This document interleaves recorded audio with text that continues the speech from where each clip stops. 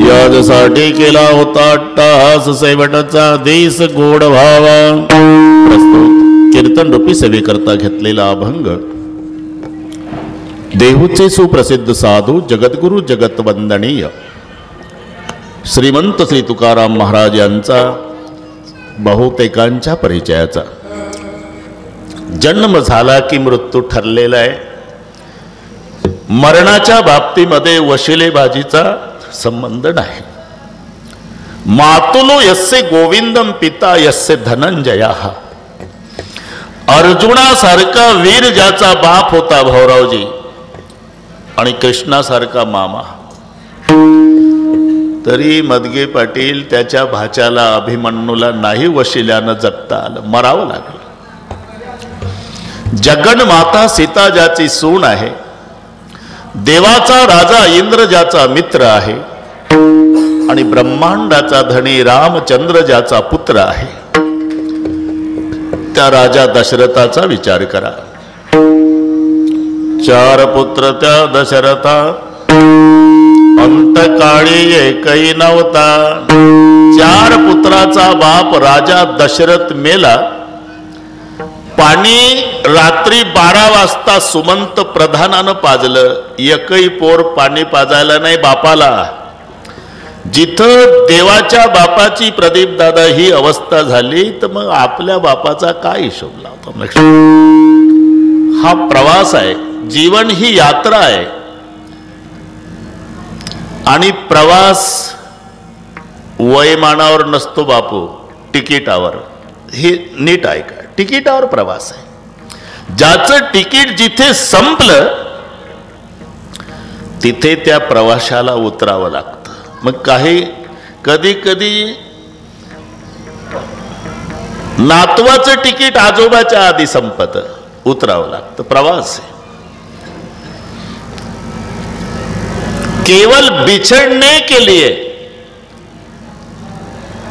थोडं मी नाना, आता तुम्ही सगळे 10 वाजता इथं आला अशोकराव, कशासाठी? कीर्तन ऐकण्यासाठी, मलाही माहिती आहे. पण कीर्तन संपल्यावर 12 वाजता आपल्या आपल्या घरी जाण्यासाठी. हे असंच आहे, काहीच फरक नाही. तुम्ही 10 वाजता एकत्रित आला, ते 12 वाजता विभक्त होण्यासाठी ठरलेलं आहे. केवल बिछड़ने के लिए है ये मेल मिलाप. एक मुसाफिर हम है, एक मुसाफिर आप. बस हा प्रवास आहे. एक दिवस प्रत्येकाला जगाचा निरोप घ्यायचा आहे. नाही जीवनात काही करता आलं, फक्त 2 गोष्टी विसरू नका. 2 बातों की याद रख, जो चाहे कल्याण, नारायण निज मौत को दूजो श्री भगवान. पहिली गोष्ट स्वतःच्या मरणाला विसरू नका आणि दुसरी गोष्ट मरेपर्यंत जगवणाऱ्या परमेश्वराला विसरू नका. आम्ही सर्व आठवतो, एवढंच विसरतो. मरणालाही विसरतो आणि परमेश्वरालाही विसरतो. आम्ही जरी मरणाला विसरलो तरी मरणाच्या खात्यावर जो प्रमुख आहे तो आपल्याला विसरला नाही. उलट तुम्ही किती वर्ष जगला याचं देणं घेणं नाही. त्या घडी घडी काळ वाट याची पाहे, अजून किती आहे अवकाश. आयुष्य मोजाया बैसला मापारी, तुकारे व्यवहारी संसाराच्या जैसा का उंदीर घेऊन जाय बोका, तैसा काळ लोका नेत असे. जसा बोकोबा उंदराला नोटीस न पाठवता नेतो पकडून, तैसा काळ लोका. पण त्याच्या पुढे पहा अशोकराव, तिथे बोक्याला नोटीस पाठवावं लागत नाही, उंदराला पकडून नेतो. पण इथे यमराजाची नोटीस येत असते, फक्त आमचं तिकडे लक्ष नाही भाऊरावजी. नोटीस आहे. नोटीस आली कशावरून? कानाजवळचं एखाद केस पांढरं झालं समजायचं बापू नोटीस आली. ही नोटीस वाचली राजा दशरथानं. नाही, तुमचे सगळेच पांढरे झाले तर सांगतो. नोटीस सांगतो. राय सुभाय मुकुर करलीना, बदन बिलोकी मुकुट समकीना. आता अण्णाच्या परिवारानं रामायण ठेवल्यामुळे पाठ झालं करमाडच्या लोकांना. अण्णा हुशार, दवाखान्यातून पळून आले म्हणून कीर्तनाला हजर आहे. हा ना, अरे माणसाला तर कोणी फसवल, यमाला फसवणारा महात्मा आला का नाही वापस. आणि बऱ्याच ठिकाणी असं घडलं मोडे बाबा. आमच्या गावचे 2 म्हातारे भिंतीहून उड्या मारून आले, अजून आहे. आमचे ॲडमिट केले, हे सकाळी मेलं. अरे कसं काय, शेजारचं मेलं महाराज, तुझं कसं काय, आता काही खरं नाही, इकडचंही मेलं संध्याकाळी, मग दुपारी हे गेलं, हे हादरूनच गेले. काही तुम्ही वापस आले ना, तिथंही हुशारी केली. हा ना, आले. जाऊ द्या, शेवटी काय प्रारब्ध असेल त्याप्रमाणे घडतं हे सगळे. पिरिलब्ध पहिले रचा पाछे रचा शरीर, तुलसी चिंता क्यू करे, भज भज रे रघुवीर. आधी रचना प्रारब्धाची आहे, नंतर देहाची आहे. आधी रूळ टाकलेले असतात, मग रेलगाडी, मग रुळाला वळण आहे की नाही. आणि ड्रायव्हर तर खूप हुशार आहे, त्यानं ठरवलं आता वळण घ्यायचं नाही, सरळ गाडी करमाड मधून न्यायची. त्याच्या बापान जाईल का? त्यानं जरी वळण चुकवायचा प्रयत्न केला तरी गाडी रुळाच्या अधीन असल्यामुळे वळण घेत घेत घेत घेतच जाणार आहे. तसं आम्ही दुःख न भोगण्याचा प्रयत्न केला तरी आमचं प्रारब्ध जसं आहे त्याप्रमाणे घडणार आहे. कारण जसं रेलगाडी रुळाच्या अधीन आहे तसा देह प्रारब्धाच्या अधीन आहे. पिरिलब्ध पहिले रचा पाचे रचा शरीर, तुलसी चिंता क्यू करे रे, भज भज रे रघुवीर. देह तवा आहे प्रारब्धा अधीन, याचा मेका सीन वाहू भार. जे जे रेहिले प्रारब्धी, ते न चुके कर्म कधी. होणारा सारखे बुद्धी, कर्म रेखा टळेना. जंगल जंगल राम फिरे रे, लंका में रोवे सीता माई. कर्म रेखा बड़ी दुस्तर है, तिल घटे नाराई. काही काही माणसं म्हणतात एवढं भजन करता रात्रंदिवस, मग एवढं दुःख तुमच्या जीवनात कसं काय? आम्ही कधी कीर्तनात नाही, प्रवचनात नाही, कधी एकही दिवस शुद्धीवर नाही, तरी आमच्या जीवनात एवढं सुख का? अरे कोण म्हणतंय तुम्हाला भजन केलं म्हणजे प्रारब्धातलं दुःख टळत असतं? भजनच कशाला, मी असं विचारतो, तुम्हालाही पटेल प्रदीप दादा. कभी गर्मी कभी सर्दी, ये तो कुदरत के नजारे है. प्यास तो उसे भी लगती है जो नदी के किनारे है. नदीच्या काठाला बसलं दिवसभर पाणी बघितलं म्हणजे तहान लागत नाही का? तसं भजन केलं म्हणजे प्रारब्ध भोगावं लागत नाही का? मग भजनानं होतं काय? ते दुःख सहन करण्याची ताकद येते. भजनच काय, ज्याचं भजन करायचं तो भगवान रात्रंदिवस त्यांच्या सोबत आहे. कृष्ण सहाय्य पांडवासी ते भोगिती, नष्टचर्यसी सहाय्य केलिया हरिहरासी. प्रारब्ध कोणासी टळेना. जन्म झाला, मृत्यू ठरलेला आहे, पण त्याची पहिली नोटीस येत असत्यांना. नोटीस राजा दशरथानं वाचली. सकाळी उठला राजा, कपडे केले, आंघोळ केल्यावर डोक्यात मुकुट घातला, आरशा पुढे राजा उभा आहे. पाहू लागला, काय दिसलं? श्रवण समीप भये सित केसा. केस पांढरे व्हायला नैसर्गिक नियम आहे, कानाजवळून सुरू होते. कधी केसाचे पांढरं होणं सुरू झालं नाना की कानापासून, हा नैसर्गिक नियम आहे. 4-2 केस पहिले कानाजवळचे पांढरे होणार, मग बाकीचं सुरुवात का. श्रवण समीप भयसित केसा. एकच केस पांढरं दिसलं राजा दशरथाला. निर्णय घेतला, म्हातारपणाची सूचना मिळाली, आता राज्य रामाच्या ताब्यात द्यावं, आपलं हरिहरी चिंतन करावं. एक केस पांढरं झालं तर राजा मुलाच्या ताब्यात राज्य द्यायला तयार झाला. आमच्या बापाचं एकही काळं राहत नाही तरी मुलाच्या विरुद्ध भांडण औरंगाबादच्या कोर्टात. हे दशरथाचं सांगतो. नोटीस त्यांनी वाचली, पहिली नोटीस आहे ती. आणि मग लक्षणं सुरू होतात मरणाची 3 महिने आधीपासून. आता एवढं सांगायला वेळ नाही. एक आठवड्याचं तरी सांगतो. तुम्ही सावध राहा. मी सांगतो हे. काणी घालून या बोट नाद जे पहावे न दिसता जाणावे 9 दिवस. दररोज बोट घालत जा कानात. अरे का. आणि ते आतला ध्वनी ऐकू येत नसेल, ते भनभन होतं ना आपण बोलतो तेव्हा, ते बंद झालं की समजायचं 9 दिवसांनी कार्यक्रम आहे. हे नीट ऐका. नाही सगळे कीर्तन विसरला तरी चालेल.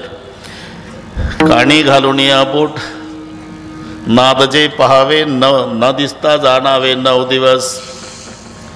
डोळ्या घालून या बोट चक्र जे पहावे ते तारे तुटतात आतले. नसल तुटत तर समजायचं 7 दिवस. न दिसता जाणावे 7 दिवस. अजून सोपं सांगतो ना, काळजी का करतात. प्रत्येकाच्या भुवयाचे केस ज्याचे त्याला दिसतात असं वर बघा. सगळेच लागले बघायला. आणि दिसत नसेल समजायचं 5च दिवस राहिले. भुवयाच्या गाठी न दिसता जाना आयुष्याची गणना 5 दिवस. शेवटचं सांगतो. ज्याच्या त्याच्या नाकाचा सेंडा ज्याचा त्याला दिसतो. तुम्ही असा बघा. लागले बघायला जमला निदान कर्माडवर तरी परिणाम झाला. आणि जर नाकाचा सेंडा दिसत नसल तर समजायचं उद्याच्या नाश्त्याला आपण नाही. भाडेकर नासागरीचे अग्रण दिसता नयनी म्हणा त्याचे देणी रामकृष्ण ज्ञानदेव म्हणे साधूचे लक्षण अंतकाळी आपण पहावे. मरणाची पहिली गोष्ट मरण विसरू नका. आणि दुसरी महत्वाची गोष्ट आहे मरेपर्यंत जगवणारा परमात्मा विसरू नका. आम्ही जरी बापू परमेश्वराला विसरलो तरी परमेश्वर आम्हाला विसरला नाही. कशावरून. आपण रोज सकाळी झोपेतून जाग होतो यावरून. तो जर विसरला ना मदगे पाटील, सकाळी जाग येणार नाही आपल्याला. फार तर शेजारचे माणसं पाटील उशिरा उठतय म्हणून 9:30 पर्यंत वाट पाहतील आणि 9:45ला तुमच्या नाकाला कापूस लावतील. आणि कापूस नाही उडाला मग तयारी सुरू करतील. 5 मनसर पणपा बसूतही नवीन कापड 4 माणसं हारबुक्का बँड पार्टी भजनी मंडई मोबाईल करणे. पण रोज सकाळी जाग येते याचं एकमेव कारण आहे अजून परमेश्वर विसरला नाही. डोळ्याने बघतो धोणी परिसतो काणी पदी चालतो जीव चाखतो मधुर हे वाचे आम्ही बोलतो. हाताने बहुसाल काम करतो विश्रांती घ्यावया घेतो झोप सुके फिरून उठतो ही ईश्वराची दया. म्हणून 2 बातों की याद रख दो चाहे कल्याण निज मौत को और दूजो श्री भगवान. हे 2 महत्वाचे कालावधी आहे. एक माध्यान्ह काळ आहे, एक अंत काळ आहे. आता 2 काळ साजरे करण्यासाठी 2 घटकाची गरज आहे. माध्यान्ह काळासाठी अर्थ पाहिजे, अंत काळासाठी परमार्थ पाहिजे. हे नीट ऐका. जिथे अर्थ आहे त्याचा माध्यान्ह काळ साजरा होतो आणि जिथे परमार्थ आहे त्याचा अंतकाळ साजरा होतो. अर्थ त्याचा माध्यान्ह काळ. माध्यान्ह काळ म्हणजे दुपार. श्रीखंड बासुंदी लाडू गुलाबजाम बटाटावडा कांद्याची भजी पापड लोणची बालुशाही मालपोहे अशोकरावकडचा नाश्ता हे दुपारचं जेवण. पैसा आहे भरपूर तिथे माध्यान्ह काळ साजरा. पण माध्यान्ह काळ साजरा करणे हा पुरुषाचा पुरुषार्थ नाही. आणि जर माध्यान्ह काळ साजरा करणे हा पुरुषाचा पुरुषार्थ म्हणावा तर मानव आणि पशु यातली लक्ष्मण रेषा पुसावी लागेल. कारण त्यांचाही माध्यान्ह काळ साजरा होतोच. उलट आपल्यापेक्षा बिगर टेन्शन आहे त्यांचं. बिगर टेन्शन. जेवणामध्ये फरक आहे पण जेवण करीत नाही असा जीव जन्माला तरी आला का. बेंडूक म्हणजे चिखलाचा भोगता शिरसाणून रक्ता गोचिड झोंबे कावळे ढोपरा कंकर तितरा राजहंस चारा मुक्ता फळे मालाची पैपेटे वाहता ते उंटे तयासी तो काटे भक्षावया सुकरासी विष्टा माने सावकास मिष्टान्नाची त्यास काय गोडी स्वानासी भोजन दिले पंचामृत तरी त्याचे चित्त हाडावरी मी कास. हे जेवण नाही का नाना. प्रत्येकाचं जेवण वेगळं आहे पण जेवण करीत नाही असा जीव जन्मालाही आलेला नाही. माध्यान्ह काळ साजरा करणे हा पुरुषाचा पुरुषार्थ नाही, अंतकाळ. आणि अंतकाळ साजरा करण्यासाठी गरज आहे ती परमार्थाची. अर्थ वेगळा, परमार्थ वेगळा, जवळजवळ शब्द आहे. परमार्थ म्हणजे परम अधिक अर्थ, या दोन शब्दाचा संधी झाला तो परमार्थ. अर्थ शब्दाचा अर्थ धन आहे आणि परम शब्दाचा अर्थ श्रेष्ठ. श्रेष्ठ धनाची प्राप्ती करणे याला म्हणतात परमार्थ. आता श्रेष्ठ धन म्हणजे काय? सोपी व्याख्या आहे. ज्या धनाचा वाटा बंधू मागत नाही, ज्या धनाला आग लागत नाही, ज्या धनाची चोरी होत नाही, ज्या धनाला राजा ताब्यात घेत नाही, ज्या धनाला जीएसटी नाही, जे धन खर्च केल्यावर कमी होत नाही, आणि जे धन आम्ही मेलो तरी आमची संगत सोडत नाही. हे नसरे धन अविनाश आनंद घना मूर्त मूर्ती मधुसूदन समचरण देखलिया. परमार्थ महाधन जोडी देवाचे चरण. श्रेष्ठ धन म्हणजे परमार्थ.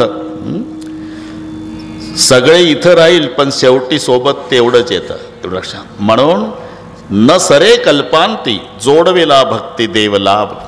महाराज म्हणतात एवढी प्रतिकूल परिस्थिती, मला विरोध झाला. आता कोण्याही संताचं पाव ठरलेलं आहे. माणसाचा स्वभाव आहे अण्णा जिवंत साधूची निंदा, आणि साधू मेला म्हणजे पुतळा उभा करून सप्ता.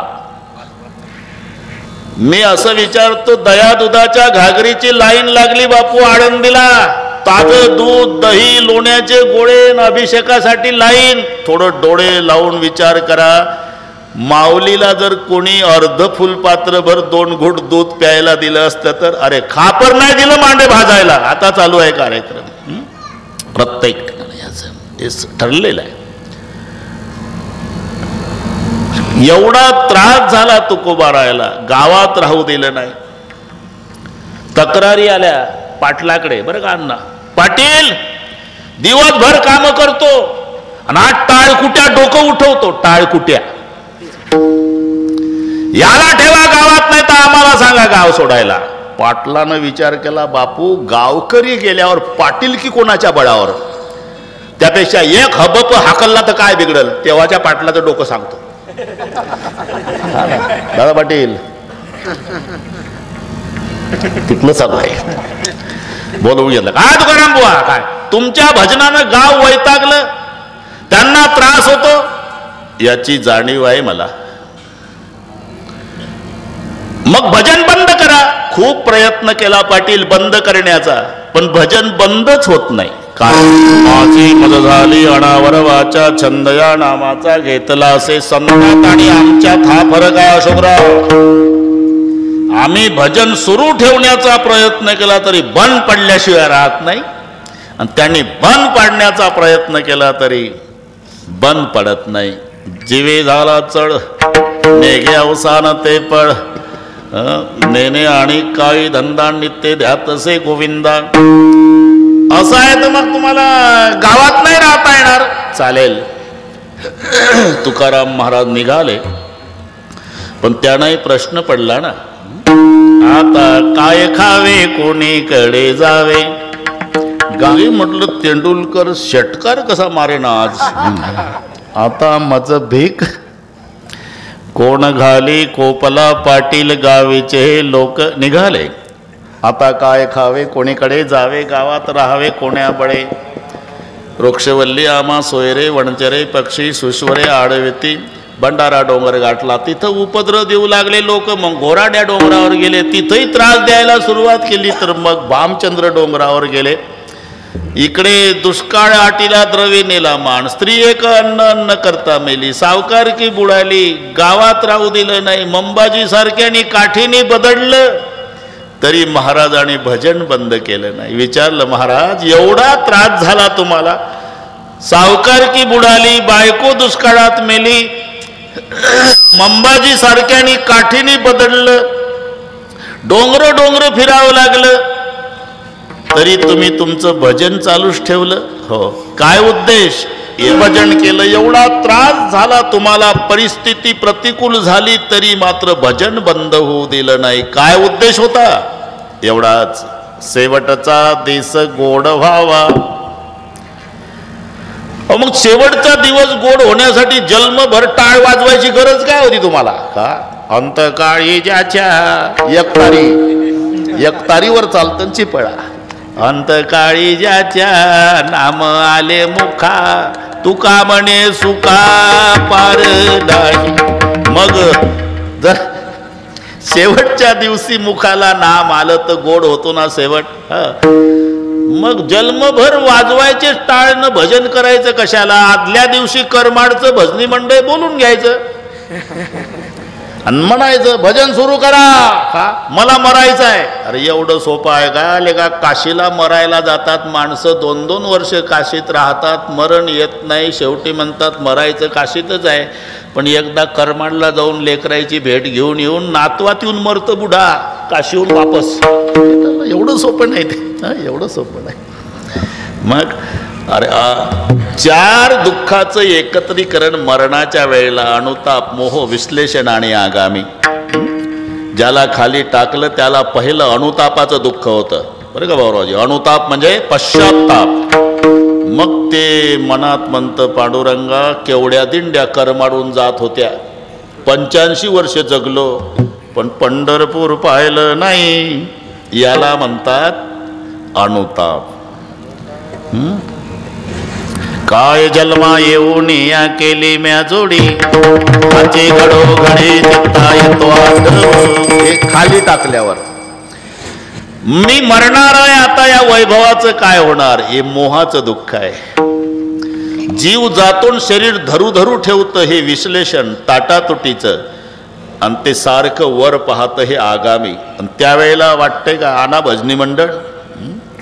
अरे जन्मभर मी असं विचारतो, 3 तासाचा पेपर परीक्षेमध्ये,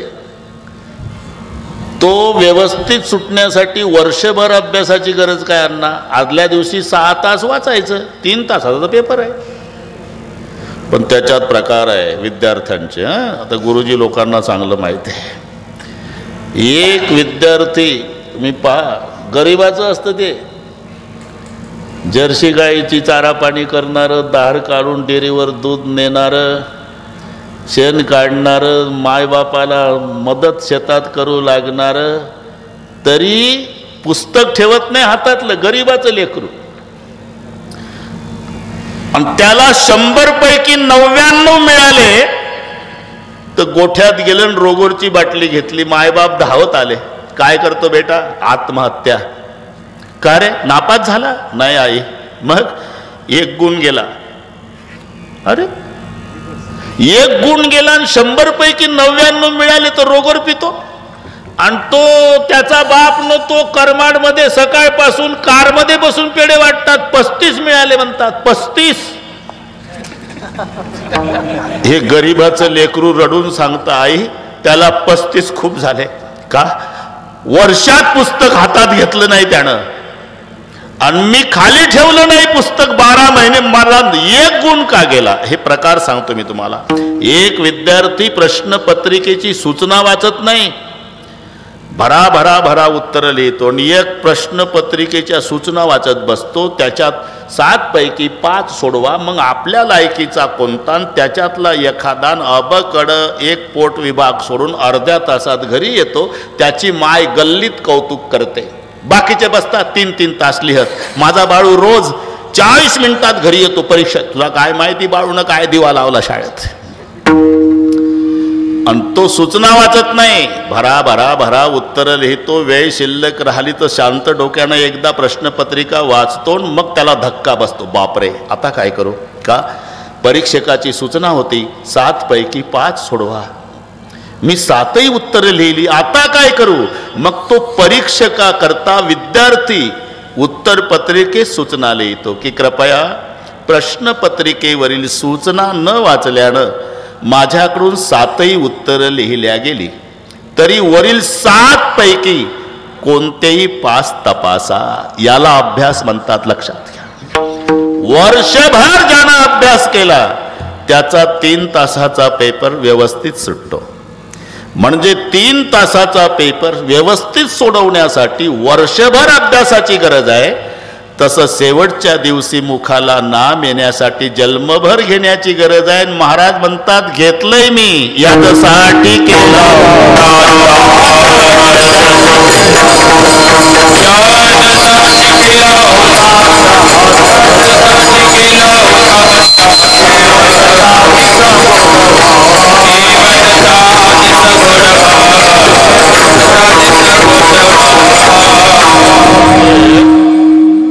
निवडणुका नव्हत्या तेव्हा नाना त्या राज्यात ही पद्धत होती. हत्तीच्या सोंडेत फुलाचा हार द्यायचा. ज्याला हत्तीनं माळ घातली त्याला राजा करायचा दर 5 वर्षांनी. पहिल्याची इच्छा उठायची नसली तरी उचलायचा. हे नीट ऐका, याला तिथं बसवायचा. बर, पहिला राजा उचलला म्हणजे त्या नगरात ठेवायचा नाही त्याला, त्याचा परिवार सुद्धा नाही, त्याच्यासोबत एकटा नावेत बसवायचा. एकटा, सोबत वॉचमॅन शालूटवाले कोण नाही, बायको नाही, नातू नाही, कोणी, एकटा. आणि 100 मैल समुद्र त्याच्या पलीकडे नेऊन जंगलात सोडायचा आणि वापस यायची नाव एकट्याला सोडून द्यायचं. अशा 5 पंचवार्षिक झाल्या गाडेकर. बसताना राजे डीजे लावून बसायचे, खुश असायचे. पण 5 वर्षे संपले ना प्रदीप दाता, तर नावेत बसताना ढसा रडायचा. एकटाच जायचा आणि तिकडे जंगलात. एकानं 25 वर्ष अभ्यास केला की हे राज्यावर बसताना प्रसन्न असतात, नावेत बसताना काऊन रडते. त्यानं डोकं चालवलं. 25 वर्ष त्यानं अभ्यास केला आणि योग असा की त्याच्याच गळ्यात हार घातला हत्तीनं त्या वर्षी, ज्यानं अभ्यास केला होता बापू.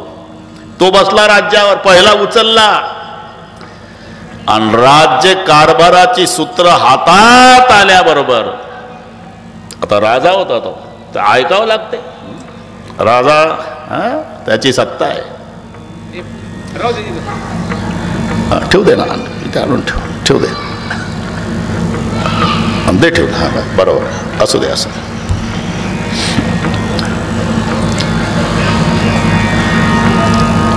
सांगितलं.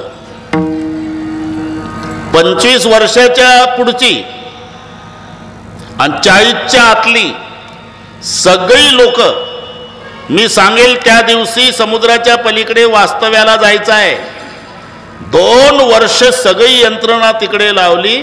जे 10,000 एकराचं जंगल होतं, बुलडोजरनी साफ केलं. तिथं विमानतळ, बाजारपेठ, मोठी मोठी शहरं, डांबरीकरण, विमानतळापासून सगळ्याच्या सगळ्या सुविधा 2.5 वर्षात केल्या इथल्यापेक्षा.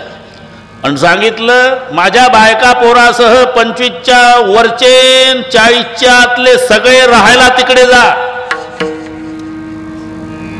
2.5 वर्षात एवढं केलं बरं का बापू. आणि 2.5 वर्षांनी यांनी सगळ्या प्रजाजनाला सांगितलं, हे पहा 5 वर्षानंतर म्हणजे अजून 2.5 वर्षांनी, नमस्कार, तुम्ही मला नावेत बसवायचा त्रास घेणार आहात ना, तुमचा त्रास वाचवतो. नमस्कार, मी आपणहून निघालो. राम राम. डीजे लावून गेलं, हे डीजे लावून. आतापर्यंतचे 5 राजे ढसा रडत होते नावेत बसताना, आणि हे डीजे लावून गेलं. याला शेवटच्या दिवशी एवढी प्रसन्नता का मिळाली? कारभार हातात आलेल्या पहिल्या दिवसापासून सावध होतं हे, म्हणून शेवटचा दिवस त्याचा गोड झाला. हे 5 रडले, हा नाही रडला. तसं जन्माला आल्यापासून मरेपर्यंत महाराज म्हणतात मी भजन केलं. कशासाठी? शेवटचा दिवस गोड व्हावा यासाठी केला होता अट्टहास. आता कशासाठी काय केलं या 2 प्रश्नाची उत्तरं म्हणजे पहिलं चरण आहे. कीर्तन म्हणजे काय? कीर्तनकाराला अभंगाला प्रश्न विचारता आला की कीर्तनकार झाला. काही करायची गरज नाही, ते विचारता आलं पाहिजे.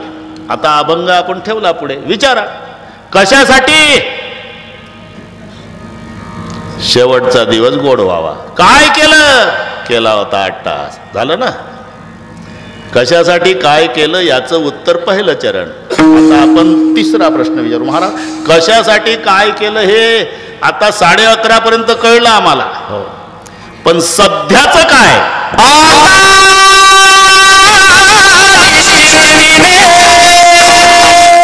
संपल्यावर बायको म्हणली, अहो 1 तासापूर्वी राजाचे सेवक आले होते. काय म्हणले? राजाला हजामत करायची म्हणले. तू काय म्हणले? मी म्हणली ते वारकऱ्याची हजामत चालू आहे, ध्यात झाल्यानंतर पाठवते. काय करून बसली हे, आधीच ते गरम डोक्याचं आहे, आता कसं होईल माझं? घाई घाई धोकटी बगलेत लटकवली, पळतच गेला खरा सेना, साष्टांग दंडवत. अरे काय झालं तुला? 1 तासापूर्वी दंडवत घातला, आताही दंडवत घालतो. गरिबाची चेष्टा करू नका राजे, उशीर झाला, मला एवढ्या वेळेला माफ करा गुन्हा. अरे नाही, तू आला होता. नाही नाही, माझी गरिबाची चेष्टा करू. अरे तू आला होता सेना, माझी दाढी करून गेला. मी आलोच नाही राजे. अरे काय खोटं बोलतो? नको म्हणलं तरी माझी मालिश केली. किती वर्षाचा 10 होता मला, तो शांत झाला, अंगाची कोड गेली, हे बघ सोन्यासारखं शरीर चमकायला लागलं. अहो मी आलो नाही राजे. तू आला नाही? अरे नको म्हटलं तरी तुझ्या धोकटीत मी वंजायभर मोहरा टाकल्या आणि मग मांडी घालून बसला सेना. जेव्हा धोकटी उघडली ना आणि त्या मोहरा पाहिल्यावर महाराज त्याला त्याचा बाप आठवला. मरताना माझा बाप म्हणला होता, सेना पंढरीचा पांडुरंग त्याच्या भक्ताची सेवा करणाऱ्याची सेवा करतो बाबा. का रडतो सेना? माझ्या बापाची आठवण आली राजे. माझा बाप म्हणला होता की पंढरीचा पांडुरंग त्याच्या भक्ताची सेवा करणाऱ्याची सेवा करतो. मी तिकडे वारकऱ्याच्या हजामती केल्या आणि माझ्या जगाच्या बापानं तुमची हजामत केली. सरकार, माझ्यासाठी जगाच्या बापाला एका राजाची सेवा करावी लागली. हा सेवेचा राजीनामा. मी निघालो आणि मग सेना महाराज पंढरपूरला आले. अरे का आल्यानंतर पांडुरंगाचं दर्शन घेतलं. दर्शन घेतल्यावर महाद्वारात नामदेवराय भेटले. दोघांची भेट झाली. कुठले आपण? आम्ही तसे महाराष्ट्रातलेच, पण पोट भरायसाठी रामसिंहाच्या पदरी आमच्या आजोबापासूनची सेवेची परंपरा. पंढरपूरला जा असं माझे वडील म्हणले होते मरायच्या वेळेला, पण कार्यव्यापामुळे जमलं नाही नामदेवा. पण माझ्या बापाचं एक वाक्य लक्षात ठेवलं, पंढरीचा पांडुरंग त्याच्या भक्ताची सेवा करणाऱ्याची सेवा करतो. मी वारकऱ्याच्या हजामती करीत होतो आणि या जगाच्या बापानं माझ्या मालकाची हजामत केली. पुरावा वंजळभर मोहरा. मी सेवेचा राजीनामा देऊन आलो. नामदेवा, माझे वडील म्हणले होते की पंढरपूरला गेल्यानंतर पांडुरंगाचं दर्शन झालं की आळंदीला जा आणि माझ्या गुरुबंधूला 4 मुलं आहे, त्यातला फार मोठा अधिकारी मुलगा, त्याचं नाव ज्ञानोबा आहे, दर्शन घेऊन ये. आता मी पंढरपुराहून आळंदीला चाललो माऊलीच्या दर्शनाला. म्हटल्यावर नामदेवरायाचं रडणं सुरू झालं. का रडता नामदेवा? उशीर केला रे सेना. का? 15 दिवस झाले देवासह आम्ही सगळे आळंदीला गेलो होतो माऊलीला समाधी द्यायला. 15 दिवसापूर्वी ज्ञानोबाऱ्यांनी समाधी घेतली. आता तुला माऊलीचं दर्शन होणार नाही. आणि मग नामदेवाच्या गळ्याला बिलगुन सेना महाराज रडले. नामदेवा, मला विठ्ठलाचं दर्शन झालं नसतं तरी चाललं असतं, पण माऊलीचं दर्शन व्हायला पाहिजे होतं. का?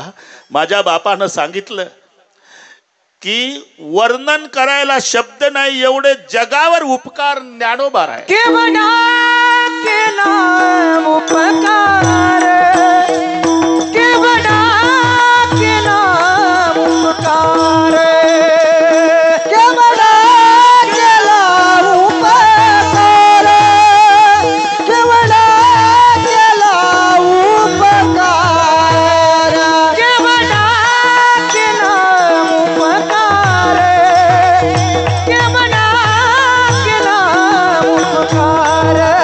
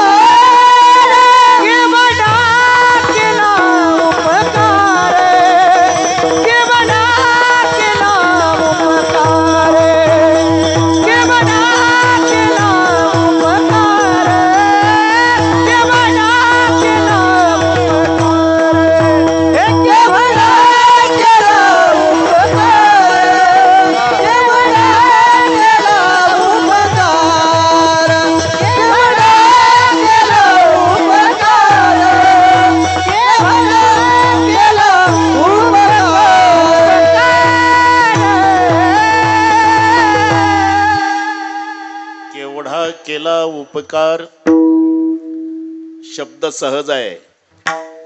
केवढा आणि एवढा मराठी आहे हे. आता 8 दिवस झाले, चांगली गोष्ट झाली, 4 गोष्टी चांगल्या झाल्या. तुम्हाला माहिती आहे तरी मी फक्त स्पर्श करतो. आम्हाला सर्वांना स्वाभिमान वाटावा.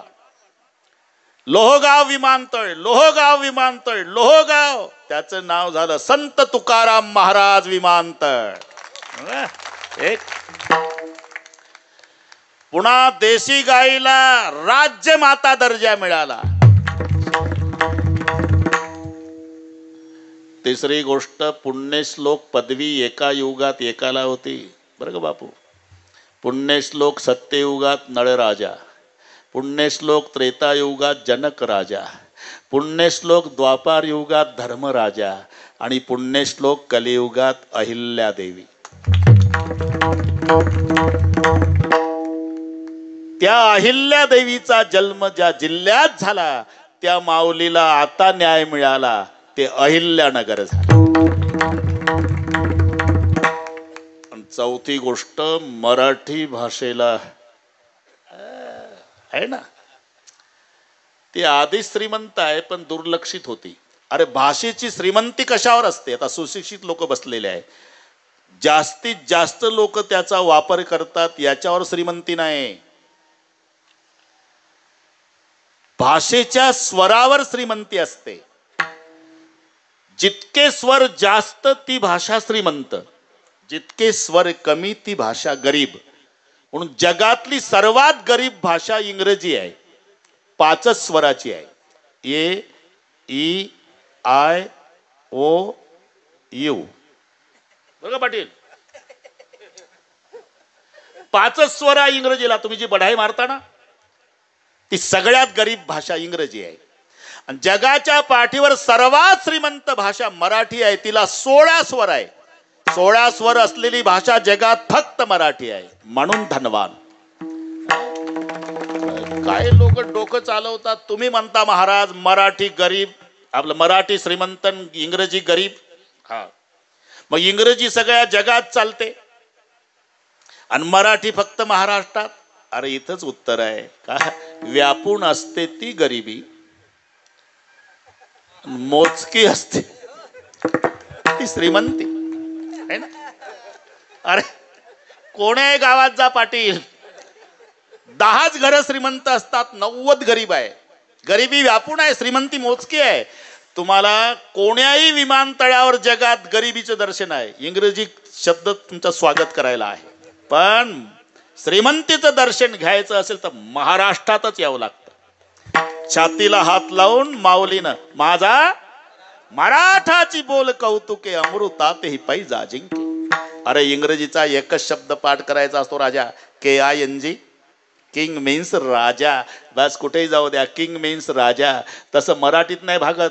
13 14 शब्द एका शब्दाला पर्यायी आहे. नृप म्हणजे राजा, नृपती म्हणजे राजा, भूप म्हणजे राजा, भूपती म्हणजे राजा, पार्थिव म्हणजे राजा, राजन म्हणजे राजा, भूभृत म्हणजे राजा, महिपती म्हणजे राजा, महिपाल म्हणजे राजा. मग राजा पर्यायी कोणता येईल? आमच्या राजाचं डोकं चालत नाही. आमचा राजा नापास होतो मराठीत, पास होतो इंग्रजीत. किंग न भागत.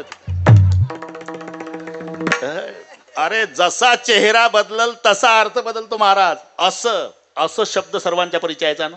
मग जसं तोंड करल तसं असं. अरे काल 8:30 ते 10:30 बडबड चालली होती तुमच्या गावात. काय होतं? कीर्तन होतं. कीर्तन. असं म्हटलं की त्याला पटलं. उभं राहतं. कोणाचं होतं? ढोक महाराज. असं आता चकित झालं. म्हणून कसं तोंड करल तसं. बस आपलं काय चालू आहे? मराठीतली मजा. एवढा करा उपकार आणि केवढा केला उपकार. शब्द सर्व आमच्या वारकरी मंडळीच्या पाठ आहे. एवढा आणि केवढा जमीन अस्मान इतकं अंतर आहे महाराज. एवढा मर्यादित आहे आणि केवढा अमर्याद. या अभंगाची लक्षात आलं ना, इथे मर्यादा आहे. तुम्ही सनकाधिक संत मनविता कृपावंत, एवढा करा उपकार, सांगा देवा नमस्कार. चाललाच आहे तर माझाही देवाला नमस्कार सांगा, एवढा उपकार करा. हा मर्यादित आहे. पण केवढा केला हा मर्यादा आहे. विठ्ठल विठ्ठल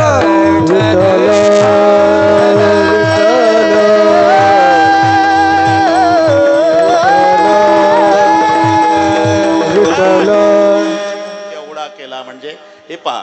थोडक्यात आता काय पाऊण तास आहे पाटील, काळजी करू नका. थोडक्यात वेद हे डॉक्टर आहे. वेद डॉक्टर आहे.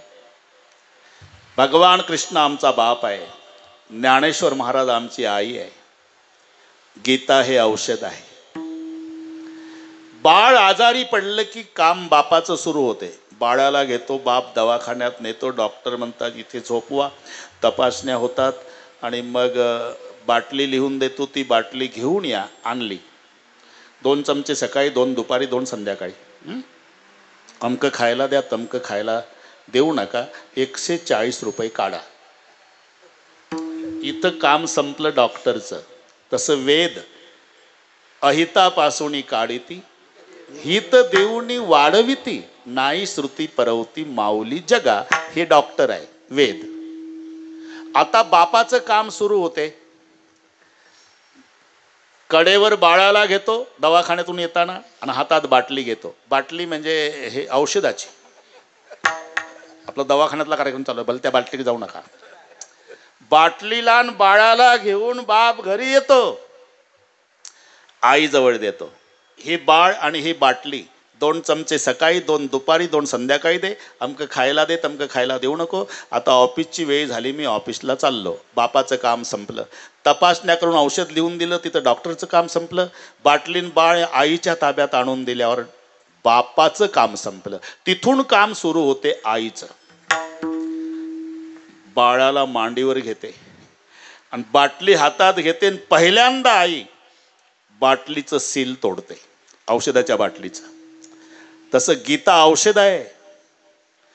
त्या औषधाच्या बाटलीला संस्कृतचं सील आहे. कृष्णरूपी बापाने ती बाटली आमच्या ज्ञानोबारूपी आईच्या ताब्यात दिली. मग आईनं पहिल्यांदा काय केलं? बाटलीचं संस्कृतचं सील तोडलं. केली से मराठी गीता देवी, केली से मराठी गीता देवी, केली से मराठी गीता देवी. संस्कृताची गाठी उघडून ज्ञान दृष्टी, संस्कृताची गाठी उघडून ज्ञान दृष्टी, संस्कृताची गाठी उघडून ज्ञान दृष्टी, संस्कृताची गाठी उघडून ज्ञान दृष्टी. मराठी गीता देवी, केली से मराठी गीता देवी, केली से मराठी गीता देवी. संस्कृताची गाठी. पहिलं सील तोडलं गीतारूपी औषधाच्या बाटलीचं. ते संस्कृतचं सील होतं, ते तोडलं. केली से मराठी गीता देवी. मग ज्ञानेश्वरीच्या 9000 ओव्या म्हणजे 9000 चमच्याच्या द्वारा तुम्हा लेकराला औषध पाजलं ते आमच्या आईनं. म्हणून केवढा केला ब्रह्मसाम्राज्य दीपिका वर्णी गीतेची टीका. साम्राज्य दीपिका वर्णी गीतेची टीका. साम्राज्य दीपिका वर्णी गीतेची टीका. साम्राज्य दीपिका वर्णी गीतेची टीका. प्राण सखा ज्ञानोबा माझा, अरे ज्ञानोबा माझा, साधकाचा माय बाप, दर्शन हरे ताप, सर्वभूती सुख रूप, ज्ञानोबा माझा. प्राण सखा ज्ञानोबा माझा, अरे ज्ञानोबा माझा, साधकाचा माय बाप, दर्शन हरे ताप, सर्वभूती सुख रूप, अरे ज्ञानोबा माझा, ज्ञानोबा माझा. वा वा. ए ब्रह्मसाम्राज्य दीपिका वर्णी येली गीतेची टीका. म्हणून केवढा केला उपकार, केवढा केला. अरे देवही उपकार करतो आणि संतही उपकार करतात. मग यांच्याच बाबतीत तास झाला. केवढा केला, केवढा केला. अरे पहा, देवही उदार आहे, संतही उदार आहे, पण दोघाच्या उदारतेमध्ये जमीन आसमान इतकं अंतर आहे. नामदेव रायाचं भांडण आहे देवासोबत. तुम्ही उदार आहे देवा, पण तुमच्यापेक्षा आमच्या गावचा दुकानदार बरा आहे. आमच्या गावचा दुकानदार गोडे तेल देतो, तंबाखूची पुडी देतो, साखर देतो, गुळ देतो, रॉकेल देतो, गव्हाचं पीठ, हरभऱ्याची डाळ, मुगाची डाळ, तांदूळ देतो आणि महिन्यानं बिल घेतो. आमच्या गावचा दुकानदार उधार माल महिनाभर देतो, नंतर पैसे घेतो. तुझं उलट आहे देवा. घेसी तेव्हा देसी ऐसा शशी उतारे, घेसी तेव्हा देसी ऐसा शशी उतारे, घेसी तेव्हा देसी ऐसा शशी उतारे, घेसी तेव्हा देसी ऐसा शशी उतारे. काळ ओढू देवा तुझे कृपणाचे द्वार, काकेवर लुटेवा तुमच्या कृपणाचे द्वार, काकेवर लुटेवा तुमच्या कृपणाचे द्वार, काकेवर लुटेवा तुमच्या कृपणाचे द्वार. देसी तेव्हा देसी ऐसा अशी उतारे, घेसी तेव्हा देसी ऐसा अशी उतारे, घेसी तेव्हा देसी ऐसा अशी उतारे, घेसी तेव्हा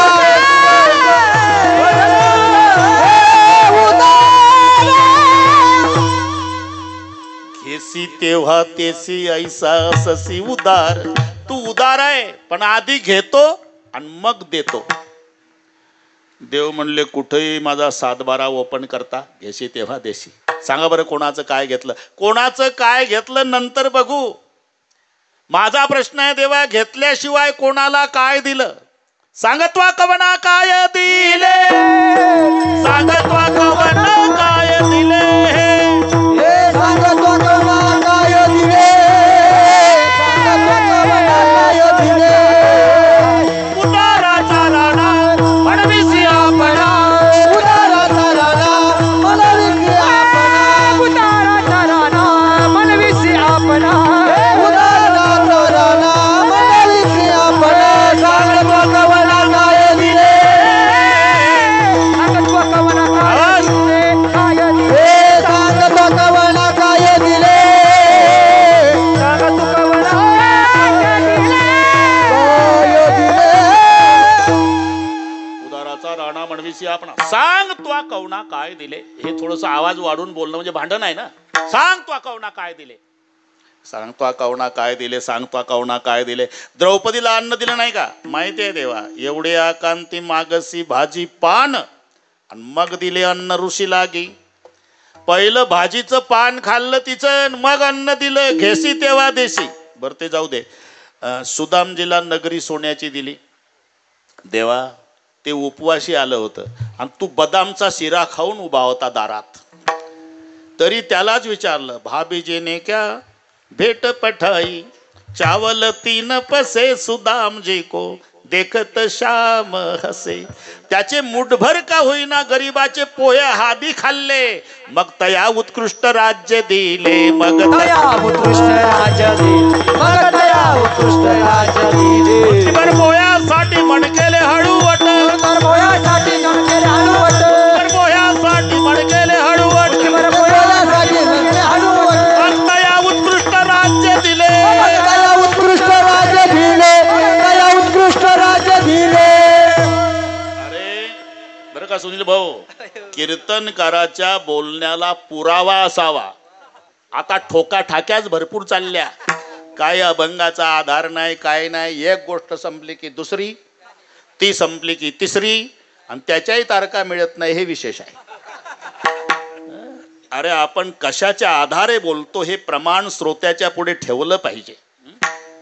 जो कीर्तनकार पुरावा देत नाही त्याला पुरावा. मुष्टीभर पोह्यासाठी मन केले हळूवट आणि मग तया उत्कृष्ट राज्य दिले. बरं ते सुदामजीचं जाऊ दे. बिभीषणाला लंका दिली का नाही सोन्याची? देवा कशाला आता पितळ उघड पाडता माझ्याकडून? का लंका त्याच्या बापाची का तुझ्या? अरे मागायची गरज काय होती त्याला? शरण आला तुझं मूर्ख बिभीषण, त्याने लंकादान मागितले. अरे वारसदार तोच होता, 7-12 त्याच्याच नावानं होणार होता. मागायची गरज काय होती? बरं विचारून घेतलं की नाही? कुंभकर्ण कशानं मरल, इंद्रजित कसा मरल, रावण कसा मरल, वैरी याचे घर भेदे त्वा घेतले आणि त्याचे त्याशी दिले नवल काय. मग घेसी तेव्हा देसी. देव उदार आहे पण आधी घेतो न मग देतो, तसे संत नाही. आपण लक्षात घ्या, आजोबाचं प्रेम नातवावर जास्त असतं. इथे बरेचसे आजोबा आहे, त्यांना अनुभव आहे. बापू नातू इतका बेलिंदर की खाऊची अपेक्षा पप्पाकडून नाही करत, ते आजाकडून. त्याला माहिती आहे पठ्ठ्याचा आजा उपवासी राहील श्रीगोंदा गेल्यावर, पण खाऊ आणणारच, पप्पा नाही आणणार पण आजोबा आणणार. आणि आजोबा दिवसभर उपवासी राहतो पण नातवासाठी खाऊ आणतोच. आजाचं प्रेम मुलापेक्षा नातवावर जास्त असते. तुमच्या सावकारकीच्या भाषेत सांगतो पाटील, मुद्दलापेक्षा व्याजावर. हे कीर्तन चांगलं कळते यांना.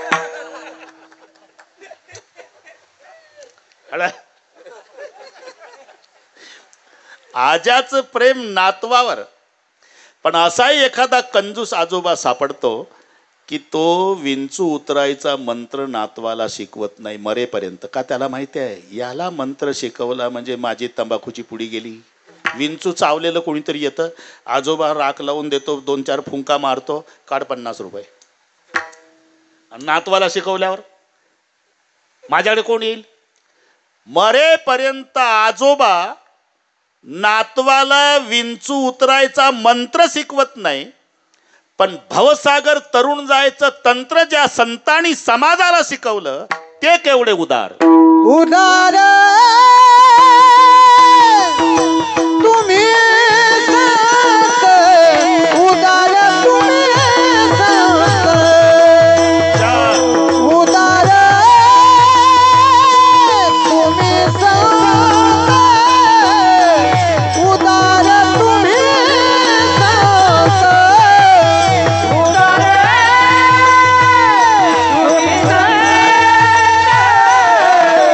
उदार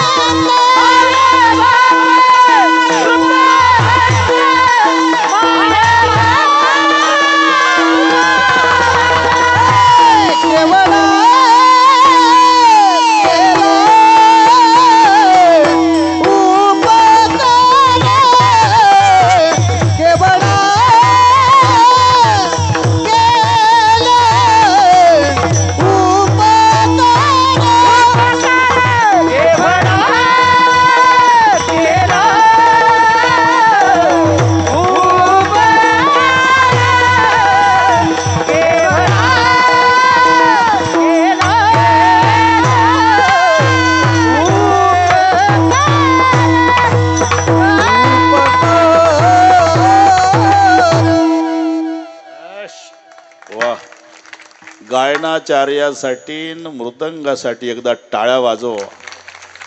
हे पोरग तर असं वाटते गाडीत घेऊन जाव. लग्न झालं का तुझं? काही काळजी करू नको. मला विचारतात पोरगा आहे का तुमच्याकडे, सगळा खर्च मी करील.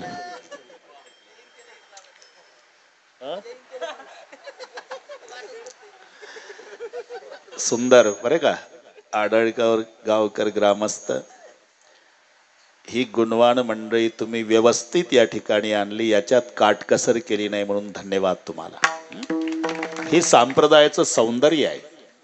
गुणवान मंडळी म्हणून आनंद आहे. तर काय अर्धाच तास आहे. हात वर करा सगळे. एवढं फोटो काढ रे बाबा. फिरो फिरो काय आहे ते फिरो. ते सगळे हात निघले पाहिजे.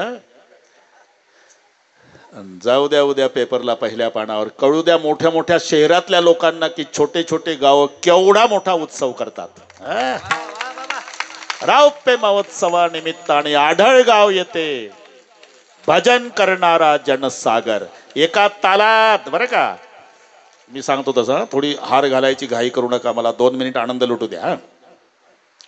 विठोबा रखुमाई. एक थांबा. हात वर. हा एक टाळी. हा एक हात वर. एक ताकद लावा. एक टाळी वाजवा. एक हा एक.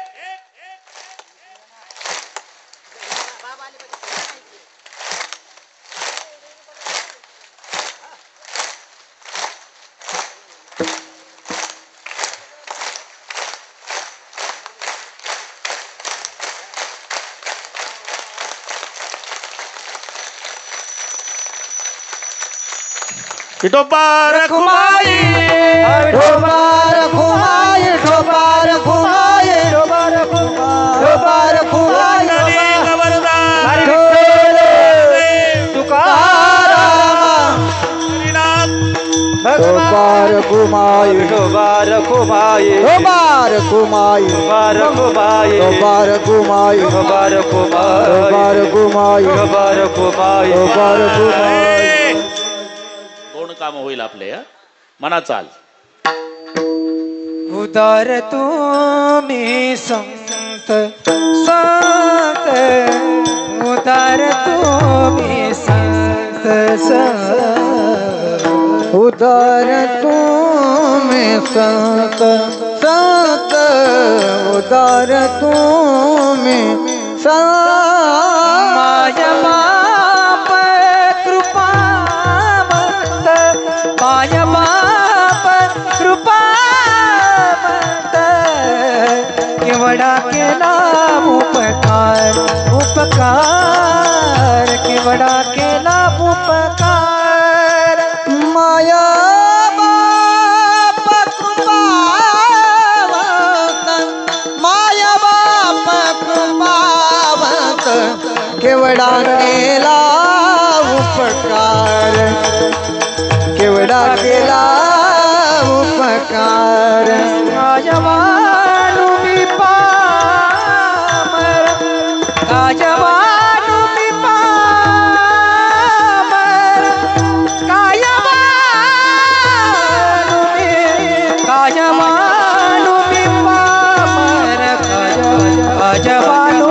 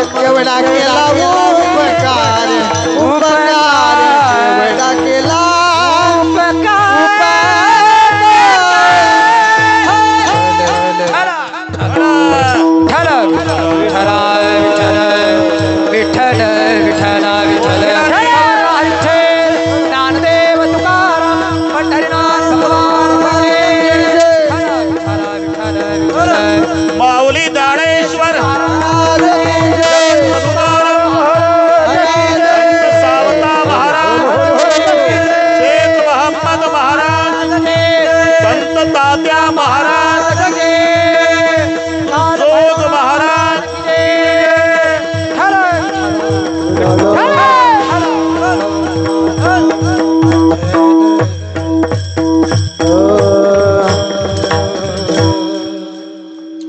उदार तुम्ही संत मायबाप कृपावंत संत उदार उदार भरले अनंत भांडार वगैरे वगैरे.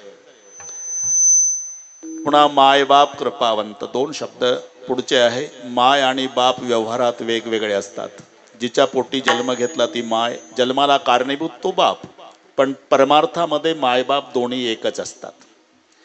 कारण एकदा पुन्हा जन्म होतो. गिरमकर महाराज गुरुपासून दीक्षा ग्रहण, तो शिष्यासी नवा जन्म जाण, गुरु मायबाप संपूर्ण एक लक्षण उद्धवा, म्हणून मायबाप साधू संत मायबाप जे का दयेचे सागर मायबाप. पण पुढे शब्द आहे कृपावंत. अरे मायबाप कृपावंत तिथं असतातच नाही. एक अपवाद आहे ना, सर्पिनी सारखी माय न बोक्यासारखा बाप. सर्पिनी अंडे देत देत गेल्यानंतर वापस फिरतीन, स्वतःचे अंडे गिळत येते. मांजर व्याली की बोक्या पिल्यावरच टपलेला असतो. म्हणून मांजर आज या पाटलाच्या वाड्यात, उद्या त्या पाटलाच्या गोठ्यात सारखी लपवते पिलं बोक्यापासून. का? बोक्या पिलं खातो आणि सर्पीन अंडी खाते. असे जर मायबाप असेल तर ते मायबाप कृपावंत असू शकत नाही. म्हणून त्यांच्या संगे सुखान पवे बाळ, त्यांच्या संगे सुखान पवे बाळ, त्यांच्या संगे सुखान पवे बाळ. माय बाप जरी सर्पिनी की बोका, माय बाप जरी सर्पिनी का बोका, माय बाप जरी सर्पिनी की बोका, माय बाप जरी सर्पिनी की बोका. त्यांच्या संगे सुखान पवे बाळ, त्यांच्या संगे सुखान पवे बाळ, त्यांच्या संगे सुखान पवे बाळ. पण संत मायबाप कृपावंत. उदार तुम्ही संत मायबाप कृपावंत. केवढा केला उपकार, केवढा केला म्हणजे केले उपकार सांगो काय, बाप न करी ऐसी माय. एवढा उपकार की ज्या उपकाराला शब्द नाही. म्हणून काय वानू मी पामर. बरं का पाटील, एकदा सरस्वतीनं प्रतिज्ञा केली बरं का. सुनील भाऊ संजय भाऊंनीत ऐका. तुमचे वर्णावया महिमान सरस्वतीने केला पण, पयोब्धीची शाई करून गुणवर्णित शारदा. 18 भार वनस्पती त्याची लेखणी धरुणी हाती, पृथ्वीचा कागज करुणी प्रीती गुणवर्णिती जहाली. 18 भार वनस्पतीची लेखणी केली, समुद्राची शाळी केली बापू, पृथ्वीचा कागद केला आणि लिहायला सरस्वती बसली. काय झालं? समुद्राची सरली शाळी, लिहितान पुरे मही, ब्रह्मकुमारी लागली पायी. आणि तुमचा नवलाव देखुनी समुद्राची शाळी सरली, पृथ्वीचा कागद संपला आणि सरस्वती थकली. तिथे माझा काय कोण तो विचार, तिथे माझा काय कोण तो विचार, तिथे माझा काय कोण तो विचार, तिथे माझा काय कोण तो विचार. वर्णावया पार महिमा त्यांचा, वर्णावया पार महिमा त्यांचा, तेथे माझा काय कोण तो विचार, तेथे माझा काय कोण तो विचार. वर्णावया पार महिमा त्याचा, वर्णावया पार महिमा त्याचा, तेथे माझा काय कोण तो विचार, तेथे माझा काय कोण तो विचार.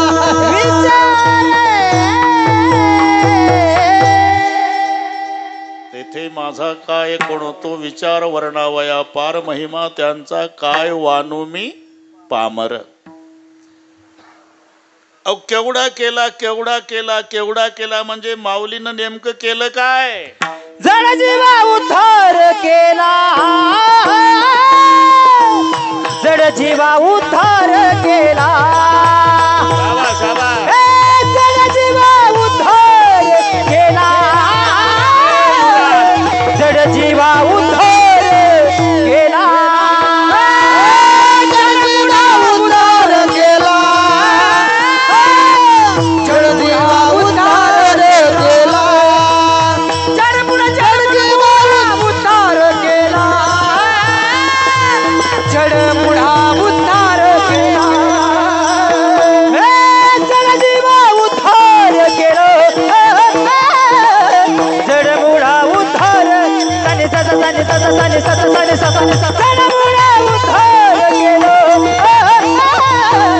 जड जीवा उद्धार केला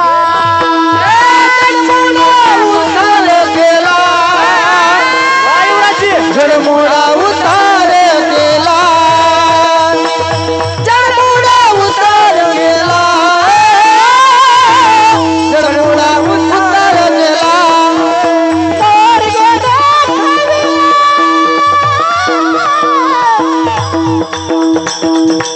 हे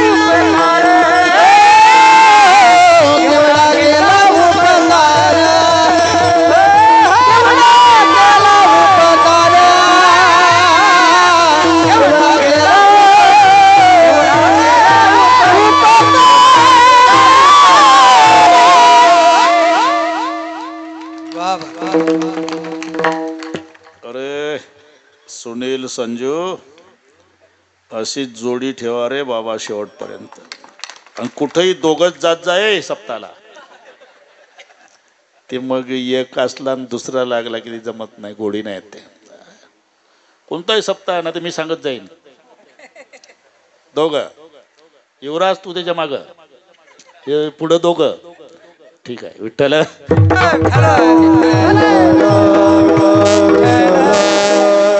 केवढा केला उपकार म्हणजे जड मुढा उद्धार केला तिसरं चरण जडाचा उद्धार न मुडाचा उद्धार पाटील भिंतीसारखं जड आणि रेड्यासारखं मूड या दोन शब्दाने हे दोन घ्यायचे जडाचा उद्धार केला नाहीतर